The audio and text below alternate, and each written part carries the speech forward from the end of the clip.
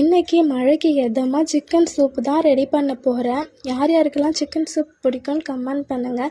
வாங்க எப்படி செய்கிறதுன்னு பார்க்கலாமா? முதல்ல இடிக்கல் எடுத்துக்கலாம். இடிக்கல்லில் ஒரு டேபிள் ஸ்பூன் மிளகு நல்லா தாராளமாக சேர்த்துக்கலாம். அது கூடவே ஒரு டேபிள் ஸ்பூன் சீரகம் சேர்த்துட்டு அது கூட அரை ஸ்பூன் சோம்பு மட்டும் சேர்த்துக்கலாம். அரை ஸ்பூன் போதும், அதுக்கு மேலே வேண்டாம். இதை முதல்ல பாதி அளவு நல்லா இடிச்சுக்கலாம். ஒரு மிளகாய், அது கூடவே அரை துண்டு இஞ்சி, ஒரு 4 பல்லு பூண்டு இதெல்லாம் சேர்த்து நல்லா இடிச்சிட்டு எடுத்து வச்சுருக்க சிக்கனை ஒரு 2 தட்டு தட்டிட்டு சேர்த்துக்கலாம்.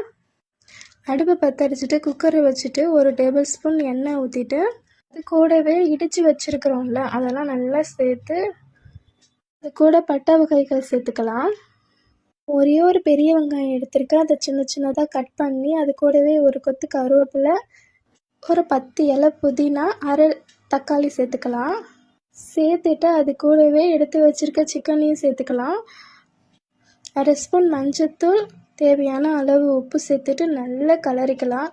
அது லைட்டாக எண்ணெய் பிரிஞ்சு வந்ததுக்கப்புறமா தேவையான அளவு தண்ணி ஊற்றிக்கலாம். நான் இன்றைக்கி 2 கப் அளவு தண்ணி ஊற்றிருக்கிறேன்.